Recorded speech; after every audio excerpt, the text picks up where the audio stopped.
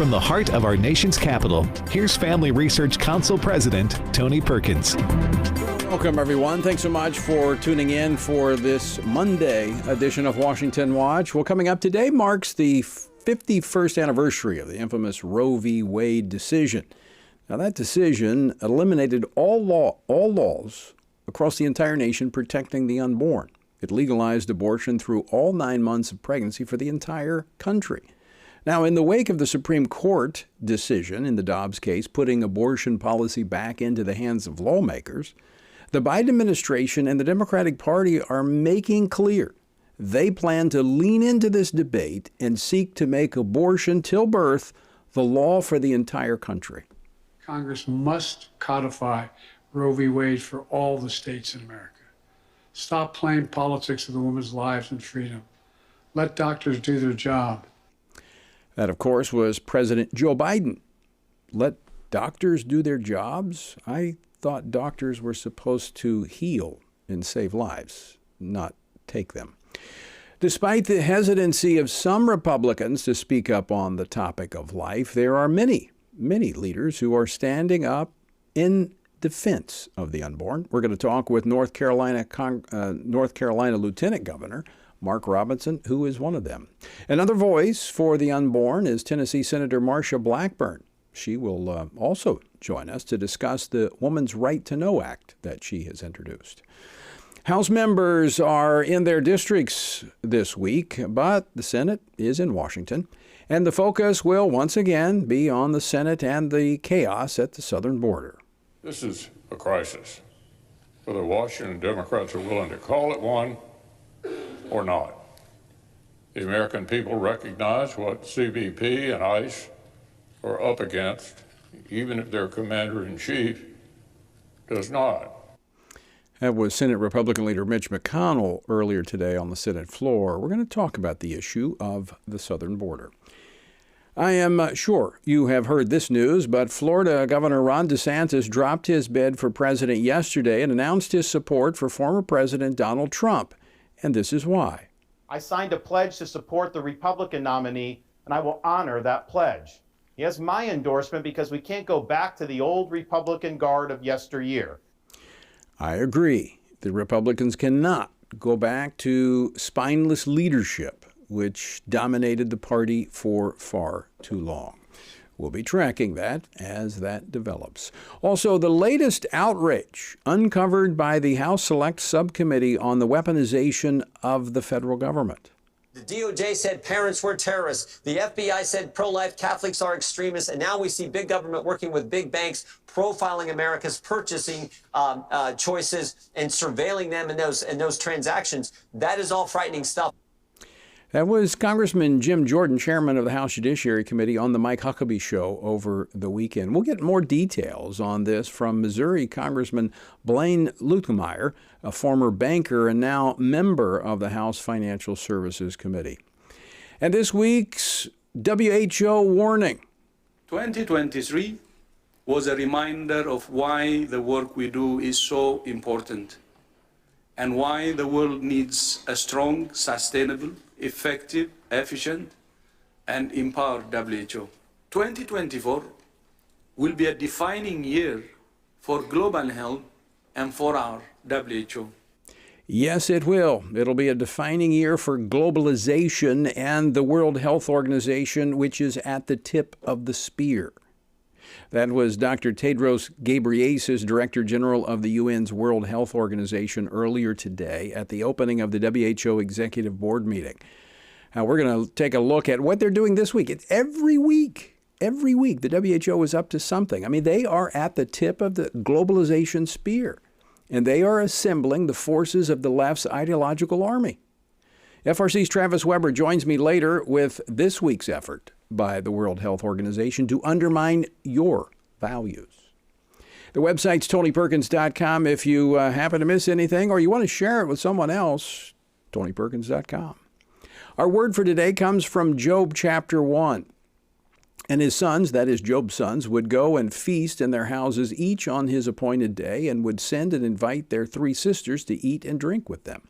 So it was, when the days of feasting had run their course, that Job would send and sanctify them, And he would rise early in the morning and offer burnt offerings according to the number of them all. For Job said, "It may be that my sons have sinned and cursed God in their hearts." Thus Job did regularly. Even though Job's children were grown, he still was the spiritual leader of his family.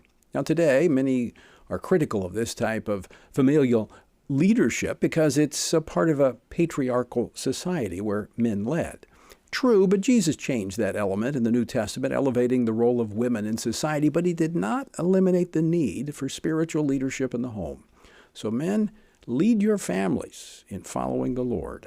For more on our journey through the Bible, go to frc.org/Bible.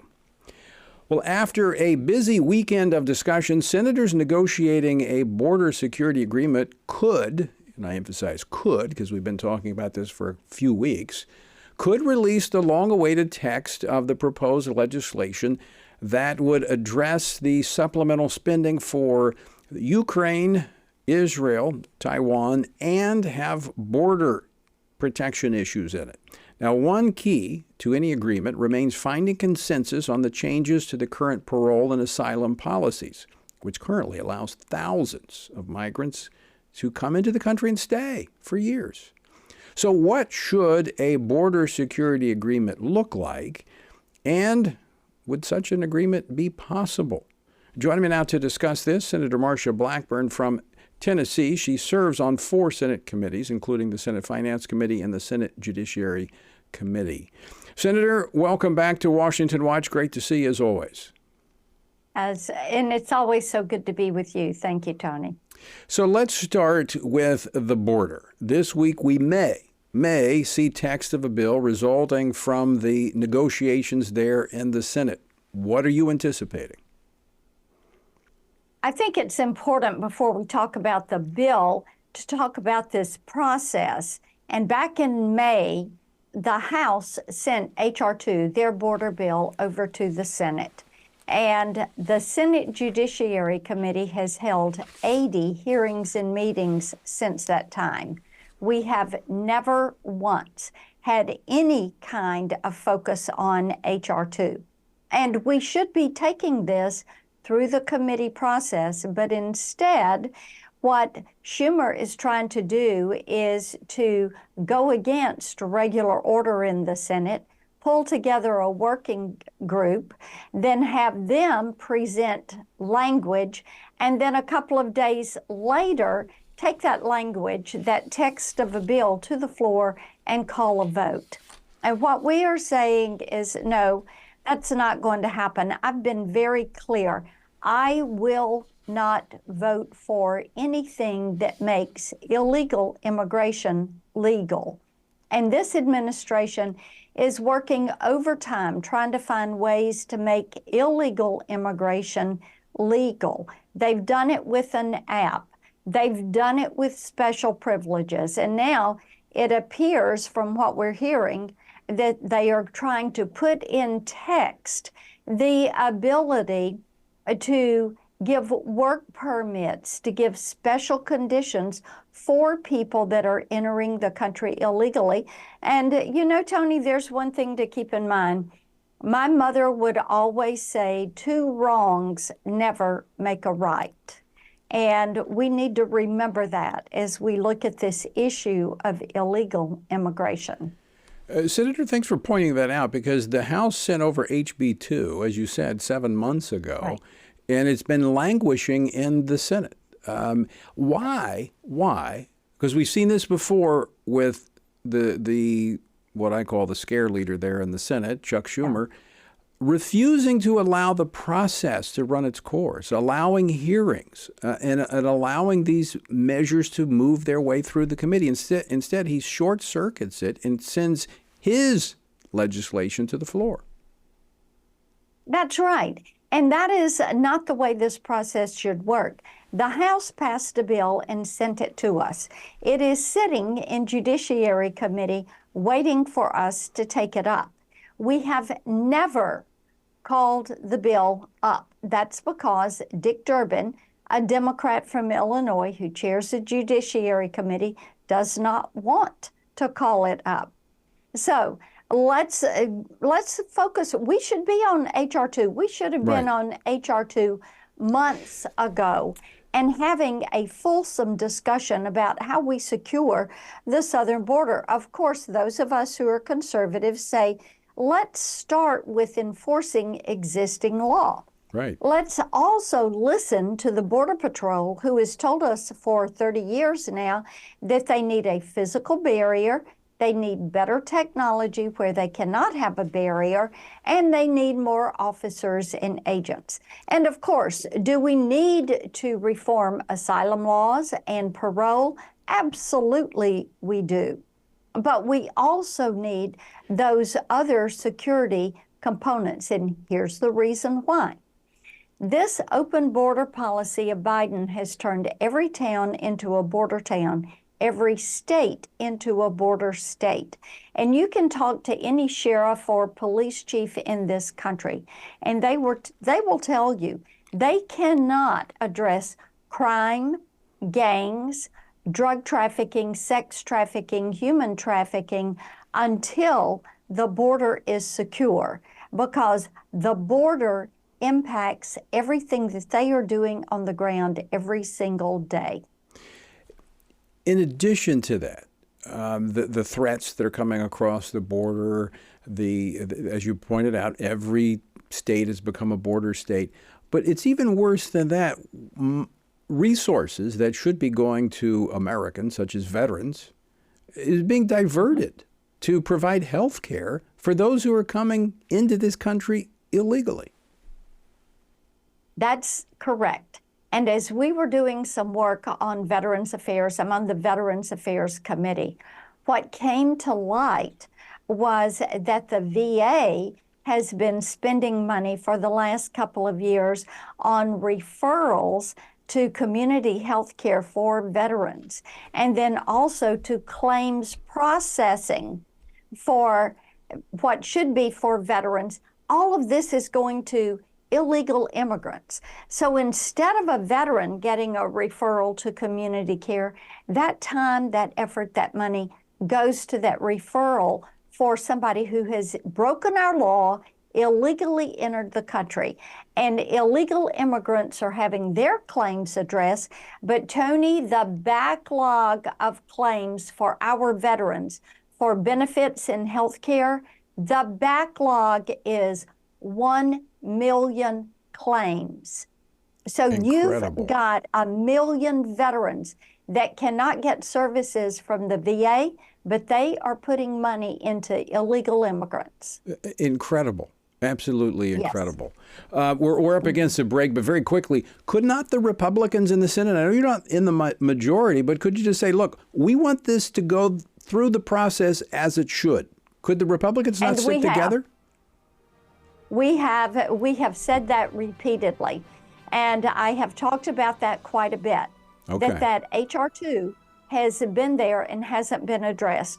At VA, they want to talk about everything except money being diverted to allow access to health care for illegal immigrants. All right, Senator, always great to see you. Thanks so much for too. staying on top of the issues we care about on Capitol Hill. All right, folks, stick with us. More Washington Watch straight ahead on the other side of the break. Don't go away. You won't want to miss this.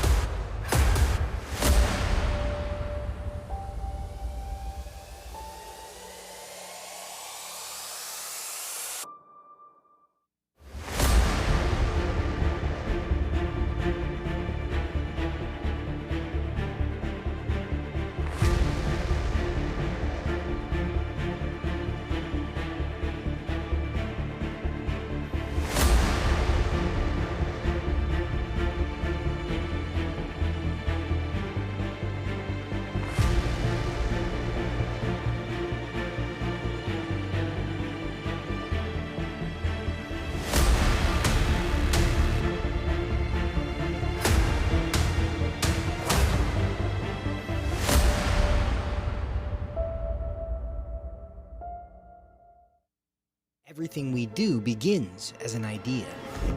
Before there can be acts of courage, there must be the belief that some things are worth sacrificing for. Before there can be marriage, there is the idea that man should not be alone. Before there was freedom, there was the idea that individuals are created equal.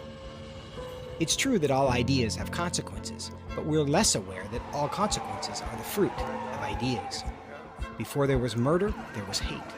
Before there was a Holocaust, there was the belief by some people that other people are undesirable. Our beliefs determine our behavior, and our beliefs about life's biggest questions determine our worldview. Where did I come from? Who decides what is right and wrong? What happens when I die? Our answers to these questions explain why people see the world so differently. Debates about abortion are really disagreements about where life gets its value. Debates over sexuality and gender and marriage are really disagreements about whether the rules are made by us or for us. What we think of as political debates are often much more than that. They're disagreements about the purpose of our lives and the source of truth. As Christians, our goal must be to think biblically about everything. Our goal is to help you see beyond red and blue, left and right, to see the battle of ideas at the root of it all. Our goal is to equip Christians with a biblical worldview and help them advance and defend the faith in their families, communities, and the public square. Cultural renewal doesn't begin with campaigns and elections. It begins with individuals turning from lies to truth. But that won't happen if people can't recognize a lie and don't believe truth exists. We want to help you see the spiritual war behind the political war, the truth claims behind the press release, and the forest from the trees.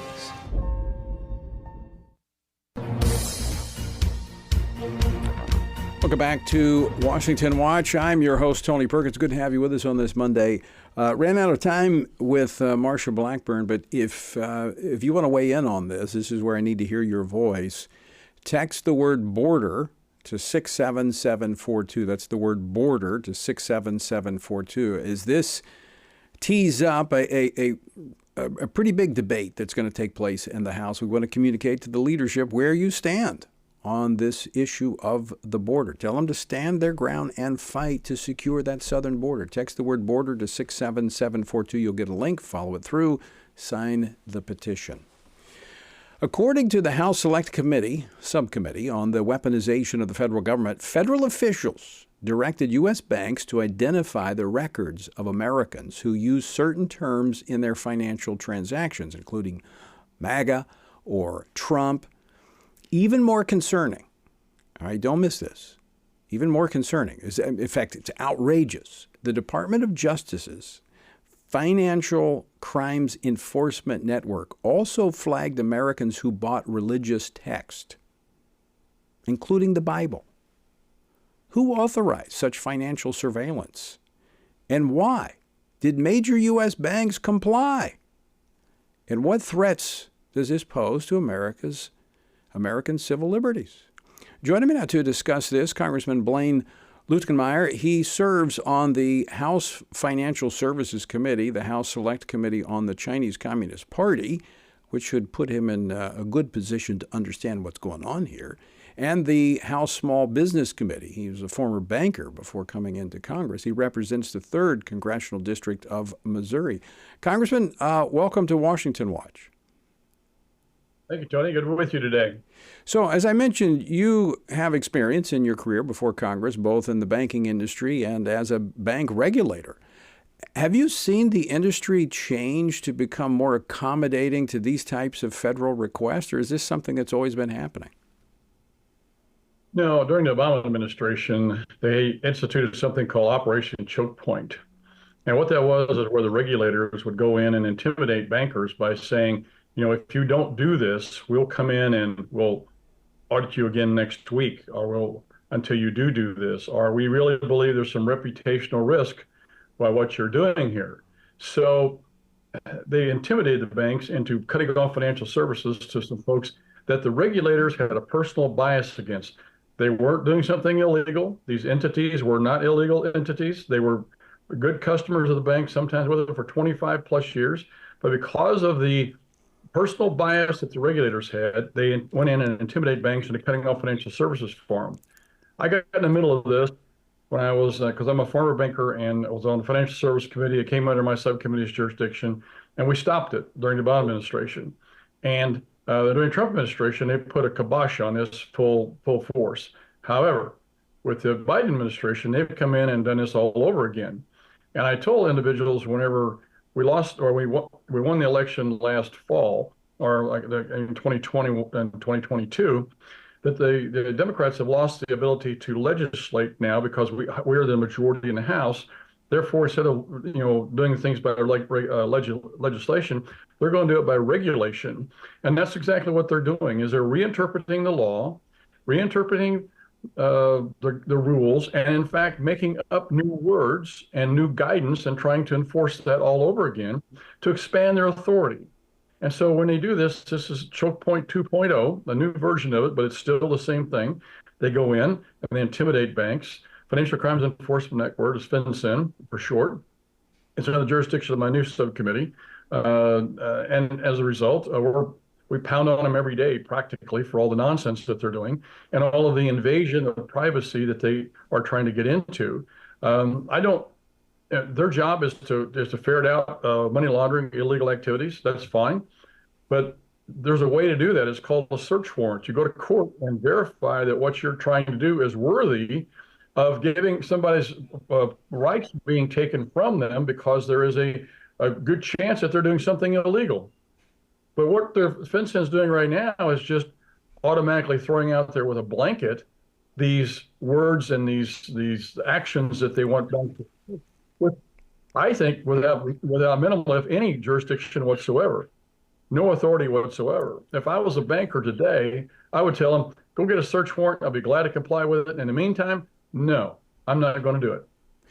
So, Congressman Lukemeyer, let me ask you this. I'm a former police officer, right? And if I were looking for certain things on somebody driving down the street and I was going to stop them, that would be called profiling.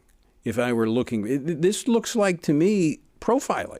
If you're looking for someone who bought religious text or is related in some way to, MAGA Republicans or Trump, isn't that not profiling?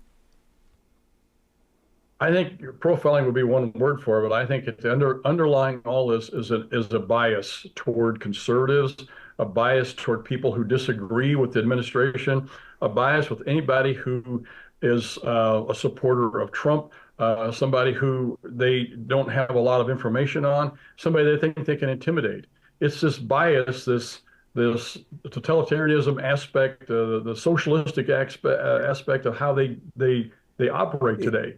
It's wrong. It's absolutely wrong. I mean, isn't this the type of stuff that you would see as you look at communist China and what they're doing over there? Oh, exactly. I mean, communist China spends $300 billion a year. That's with a B, to surveil, detain, and build new detention camps for their people because they want to control them. They watch every single thing they do. They have a social score that if you don't score high enough, you can't buy a new car, you can't go rent an apartment, you can't change houses, you can't change jobs. This is where they're headed with this nonsense, this overarching control of individuals and businesses.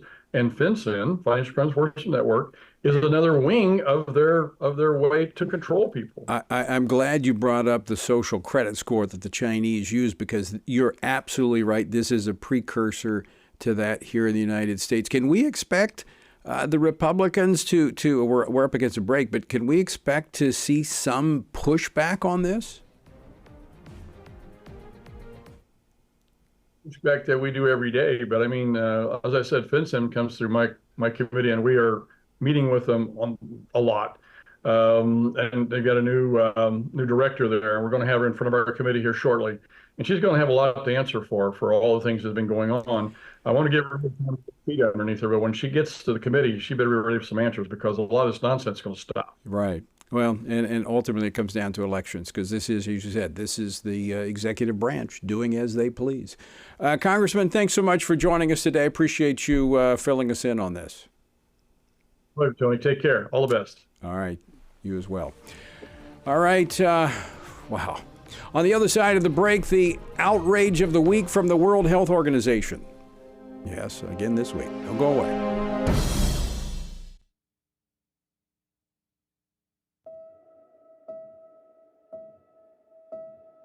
All of us are born with the desire to find truth and meaning. Where did I come from? What happens when I die? While our answers to these questions may divide us, we are united in our need for the freedom to answer life's biggest questions and make life's biggest decisions for ourselves. That's why religious freedom matters for everyone.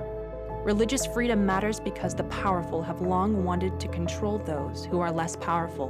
Religious freedom matters because the freedom of those who are different is often threatened by those who believe different is dangerous.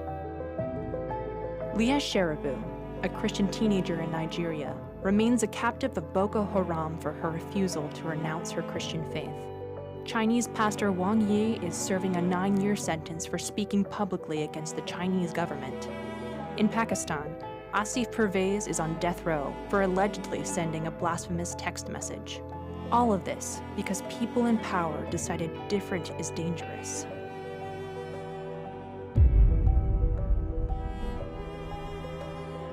At the Center for Religious Liberty at Family Research Council, we promote religious freedom for everyone because the only alternative is religious freedom for no one.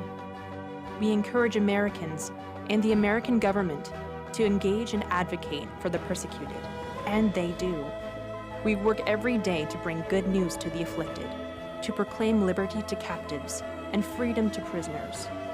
We do it because that's what Jesus does. We work to give freedom to others because we ourselves have been set free.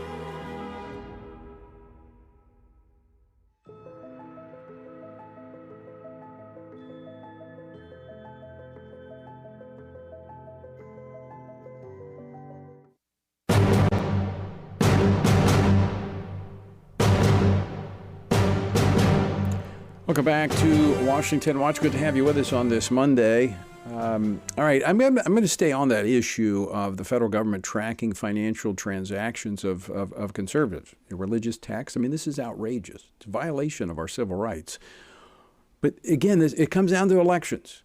You've got Congress holding hearings, but the executive branch, as we've seen, they're going to do whatever they want to do. And oftentimes they know it's illegal. They know that if they go to court, they'll be in trouble, but the court system takes forever.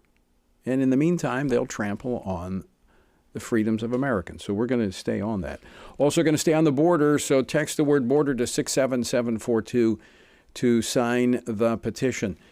All right, I hate to give you a lot of outrage today, but I just want to keep you informed of what's going on. And there's another disturbing event, development, I should say, from the World Health Organization. Now, this is it consists of about 8,000 health bureaucrats, 8,000 within the WHO. And the Director General is recommending the organization enter into a partnership with the pro-abortion Center for Reproductive Rights. Now, for 30 years, this Center for Reproductive Rights has worked to undermine the laws of sovereign states protecting children in the womb and subvert human rights laws. Now, granting the Center for Reproductive Rights official status within the WHO framework would run counter to the principles of the WHO, not that they really care. But the bottom line is, this puts them at the tip of the spear in terms of advancing the left's global ideological war. And what goes international comes back here. Now, joining me now to discuss this, Travis Weber, Vice President of Policy and Government Affairs here at the Family Research Council. Travis, welcome back to Washington Watch. Thank you, Tony. Now, I know folks, we're always talking about the WHO, but I will tell you, they are stepping up their activity because, as I said earlier in the program, they literally are at the tip of the spear of the globalization effort that is taking place. Today, we're finalizing a comment on the WHO and their pandemic accord. This is actually something else. Explain what's going on. Yeah, no, you're right that they're at the tip of they're at the tip of the spear. They seem to be the ones really pushing right now aggressively on with an ideological bent, right, under the guise of healthcare. Even this partnership that's been proposed between the Center for Reproductive Rights, it's supposedly to work on healthcare, but they're talking about taking the life of innocent children in the womb, and they're calling that health care. It's shameful.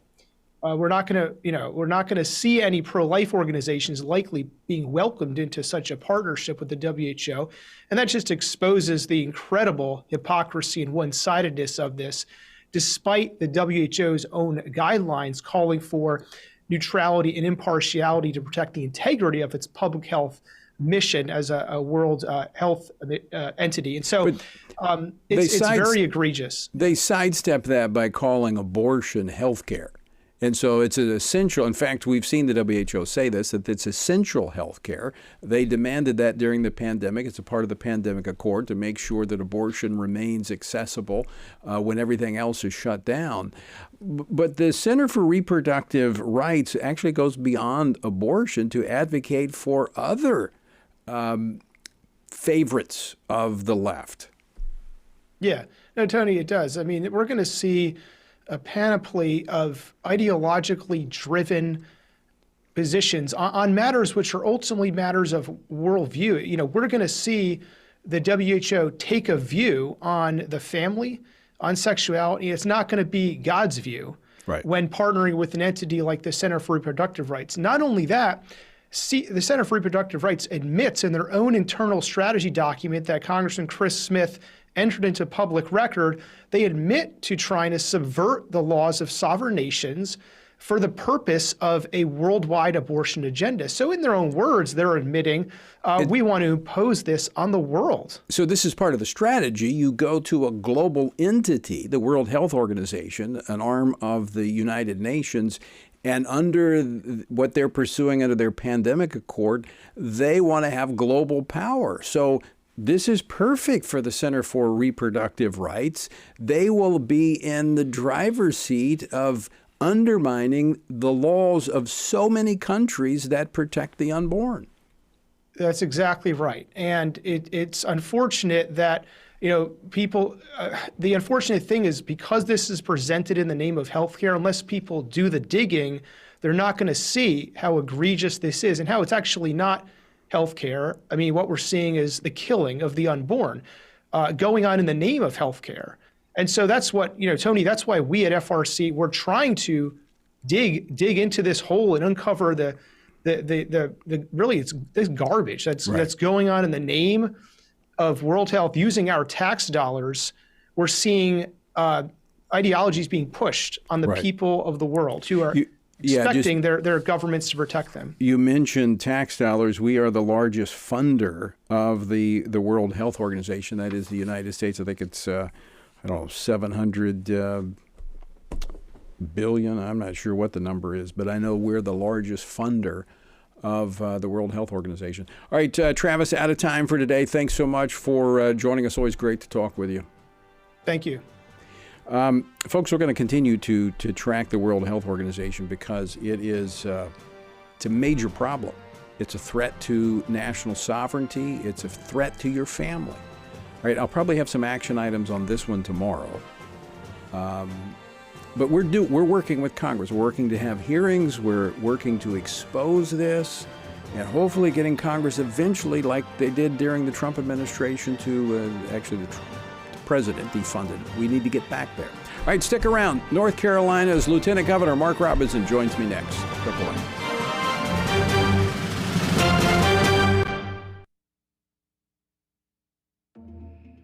The world is hurting. Streets are filled with crime.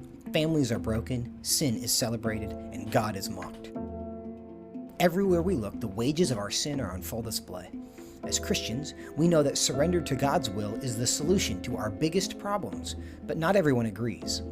Even in church, we hear people say the most important thing is to be tolerant, that we shouldn't impose our morality on other people, and that loving our neighbor means celebrating what they do. But you can't do that. It's not that you don't love your neighbor, you do, but you care about God's opinion more than your neighbor's opinion, and this makes you different. In fact, sometimes it makes you feel alone, like you are the only one. But there is good news. You are not alone, not even close. Research has found that there are 59 million American adults who are a lot like you. There are millions of people around the country who are born again, deeply committed to practicing their faith, and believe the Bible is the reliable Word of God. But that's not all. They're also engaged in our government. They're voters. They're more likely to be involved in their community, and they're making a difference in elections. The problem is that a lot of them feel alone too. We want to change that. FRC wants to connect these 59 million Americans to speak the truth together, no matter the cost. If you want to learn more about this group and what it means to be a spiritually active, governance-engaged conservative, or if you want to find out if you are one of these SageCons yourself, go to frc.org/SageCon and take the quiz to find out. The world is hurting, and we have the solution. We can't do it alone, but we can do it if we work together. That's what we're working toward every day. Join us. Go to frc.org/SAGECON, SageCon, to learn more. That's SAGECON, SageCon, to learn more. I'm Tony Perkins, and I have a prediction. This year, there will be uncertainty and continued political and cultural division. Okay, so that's not that startling of a prediction, but try this. We can have peace and even joy amid the chaos. Jesus said in John 15, "These things I have spoken to you, that my joy may remain in you, and that your joy may be full." Jesus told us there would be days like this so that our eyes would be upon Him and His promises rather than our circumstances. Now, how can we keep our eyes on Jesus? Abide in Him by being in His Word. At Family Research Council, we want to help you do that, which is the reason for the Stand on the Word Bible reading plan. With just 10 to 15 minutes each day, you will have read the entire Bible in just 2 years. But most importantly, you'll be abiding in Him daily, living in His joy and peace in these trying times. Join me on this journey through the Bible. Go to frc.org/Bible for more.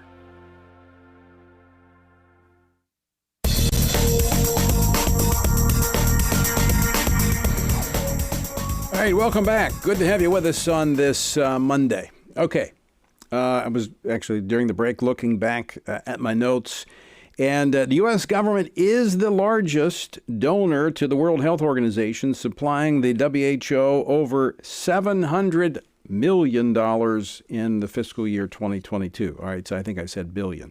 Million, billion, trillion, they're all bounced around here. But it's a big number, okay? That is where your money is going, and this organization is among the worst. And I'm telling you, keep your eye on it. This is a part of the globalization, and they're quietly working to amass power, and they're using it healthcare, pandemics. You know, they scare people so they can take their freedom and their rights away from them. I know you hear all this stuff about, conspiracy. This is not a conspiracy. You can read the documents for yourselves. Now, they're denying it, but it's there. It's in black and white. All right. Also, text the word border to 67742. That debate is heating up. You can sign a petition to the House to tell them to draw a line in the sand and fight on this border issue. It's absolutely essential. It's critical to the future of this country. So sign that petition to the House leadership, urging them to use all available leverage to stop the flow of illegal immigrants, drugs, human trafficking, and more across our nation's southern border. Text border to 67742.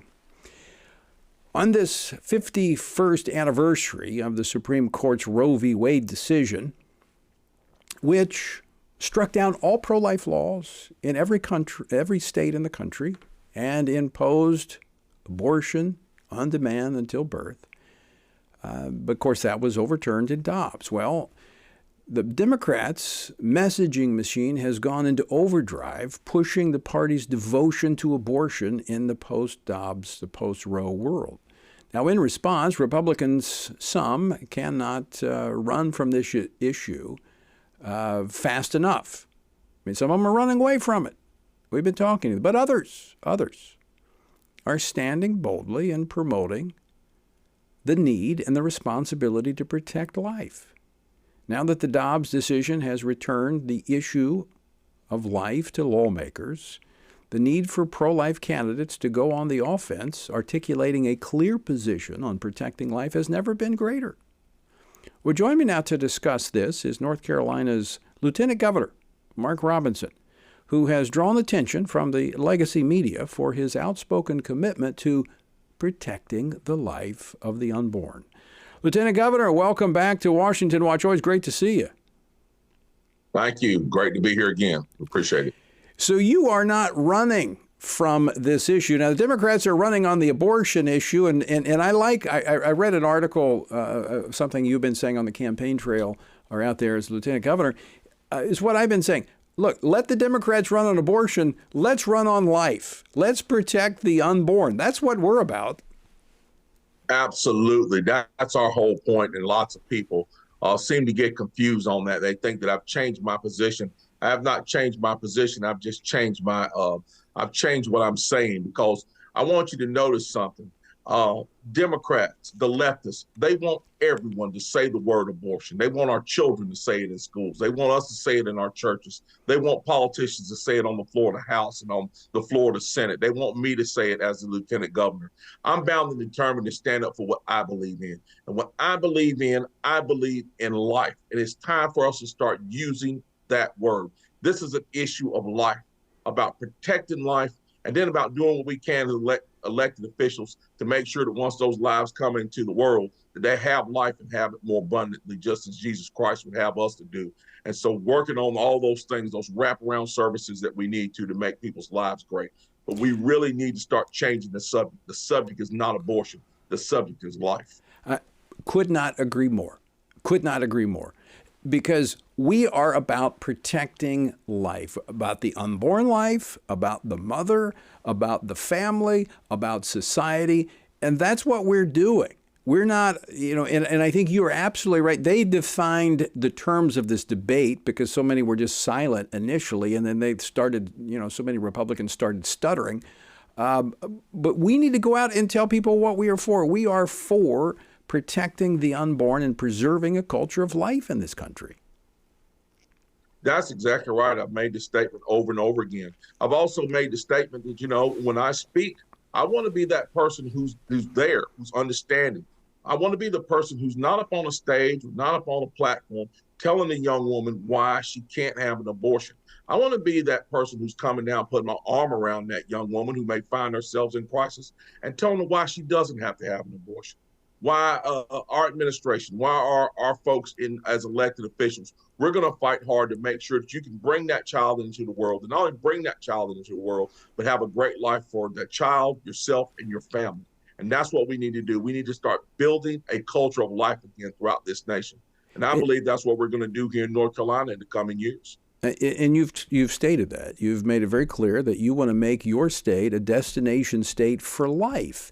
Now, I had to chuckle a little bit because that's a sharp contrast with the current governor that's there who's embraced that whole agenda of the left. How are people there in North Carolina responding to this message of yours? People love this message. They love it. And it's exactly what we need to do. Roe versus Wade went from being passed as law in the nation. Then it went from the Clinton years to being, safe, legal, rare. Now it's being pushed all the way up to 9 months and beyond. It didn't start overnight, and we can't roll it back overnight. What we really have to do as strong Christian, Bible-believing Christian conservatives is we have to work hard to ensure that we are building a complete culture of life throughout our society. We're fighting for every single life in the womb. And then once they get here, we're fighting for changes in our daycare system, our adoption system, all of those services in our healthcare system. We want to show the people of North Carolina that when you come here, that this is a destination state for life. At 20 weeks, we're a destination state for abortion and death. We want to be a destination state where people look and say, hey, in North Carolina, those folks know how to take care of people, all the way from the womb, all the way to old age. And we want to make that happen here in this state. We're bound and determined to do it. Governor Robinson, I want to step back for a moment because a minute ago you said something about you want to be there to put your arm around that young woman who is confused and alone and uncertain as to what to do. A part of this is education. And I mean education not from numbers and statistics and all of that, but helping people understand the path of life. And you've told that story. You understand what this means to individuals. And so part of that is being candid. Part of that is telling these stories and helping people not make mistakes that they might regret later. Absolutely. My wife and I, unfortunately, chose the route of abortion years ago. And I cannot tell you the immense pain, the silent pain that we went through for so many years over this issue. It was just this unspoken thing that hurt both of us very deeply. And we have always regretted it, almost to the point where we just couldn't even speak to one another about it because it was so painful and it brings so much regret. We want to tell those stories to young people. And, you know, when the press came out and so-called discovered this, which is a free admission that I had made for myself on social media, when they so-called discovered it, it was amazing to me how God used that to reach so many people who felt the exact same way, to encourage them to keep going and to know the mistakes that they made are shared by so many of us. But you're absolutely right. Educating our young people is going to be crucial. You want to empower a young person, empower that young person to know the greatest thing that they can do for their future is hold control of their body, to hold control of their body and make sure that they're not falling into those traps that popular culture is pushing so many of them into. That's real empowerment. That's real progress. And that's exactly what we need to do in our education system. Yeah, I find it, you know, the president even today saying, you know, and the vice president today, they made this a focal point of all their speeches. Both are out today talking about a woman's right to control her body. Well, you know, they have a right to control it before they engage in the activity that leads to a pregnancy. Why not challenge them to do that? But I want to go back just for a moment. I don't want to leave this moment where you were talking about the pain that you and your wife had because of a decision you made years ago. You've used that to counsel and encourage others not to make that same mistake. But I don't want to leave that without first allowing you to speak to this issue. And that is, yes, there's pain, there's guilt, it still bothers you, but there's forgiveness. And that's the good news of Jesus Christ and the gospel message, is that we don't have to carry that burden. We don't want others to do it, but we don't have to carry that burden any longer. That's exactly right. That's one of the best things about giving your life to Jesus Christ. You know, when Jesus forgives, it's a forgiveness that you can feel down deep in your soul. And we do deeply regret the decision we made, but we have no doubt whatsoever that Christ has forgiven us and helped us to see a better day. But I would definitely warn any young person out there, do not take this issue lightly. Do not take this issue lightly. It haunts, it hurts, and it causes deep emotional distress. What would you say to your colleagues that are in or running for office, that are on the conservative side of the aisle, Republicans, Democrats already showing they're going to talk about this issue? What would you say to Republicans as to what to do and how to do it? The number one thing I would tell them to do is to stop listening to the bad reports of CNN, CBS, and ABC, and all those news agencies that are using this issue to try to browbeat Christian, Bible-believing conservatives. That's number one. The second thing that I would say is, quite frankly, stop being a coward and stand up for what you say you believe in. It's time for the people of this nation to realize who we are. We are a people that came from a people who declared their independence before the king did. We didn't ask for our independence. We declared it even before we were free. We need to start acting like that again in America and being courageous and standing up for what's right.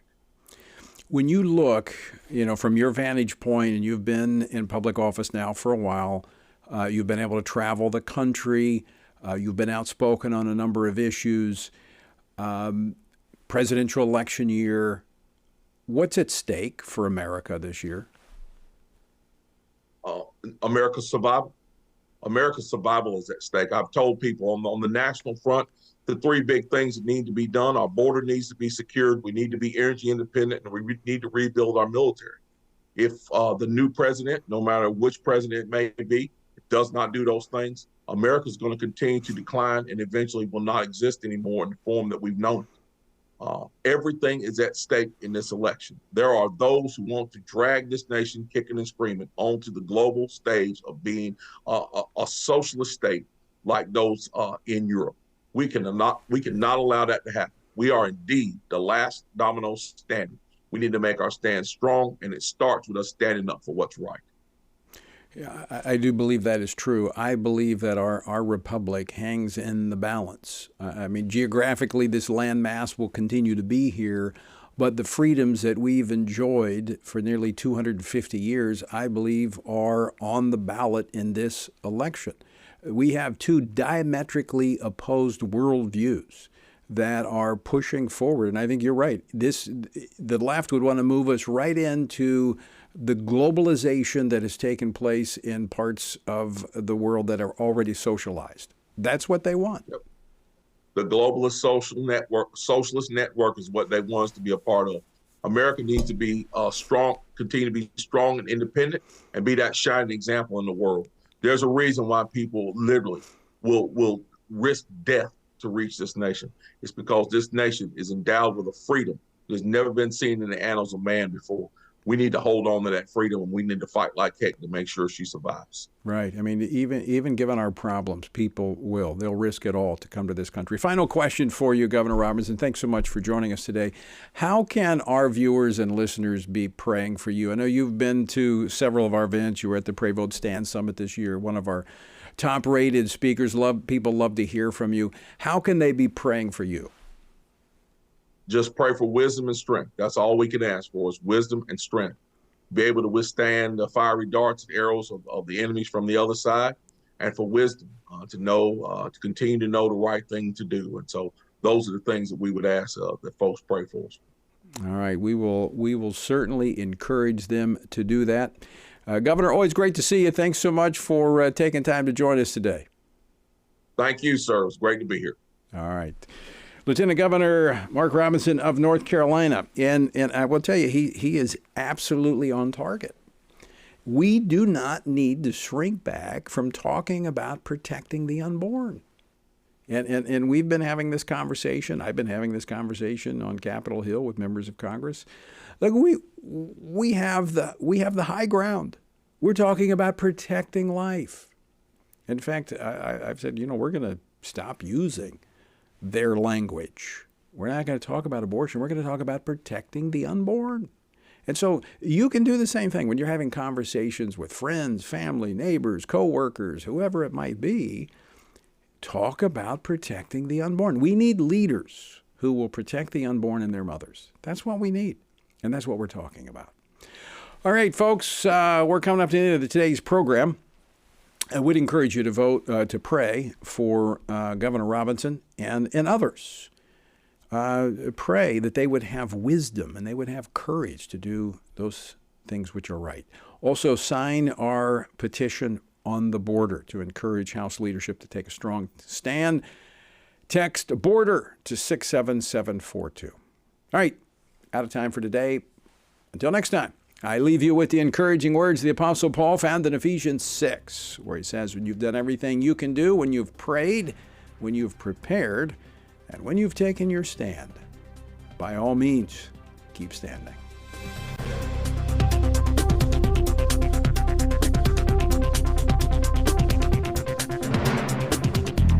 Washington Watch with Tony Perkins is brought to you by Family Research Council and is entirely listener-supported. Portions of the show discussing candidates are brought to you by Family Research Council Action. For more information on anything you've heard today, or to find out how you can partner with us in our ongoing efforts to promote faith, family, and freedom, visit TonyPerkins.com.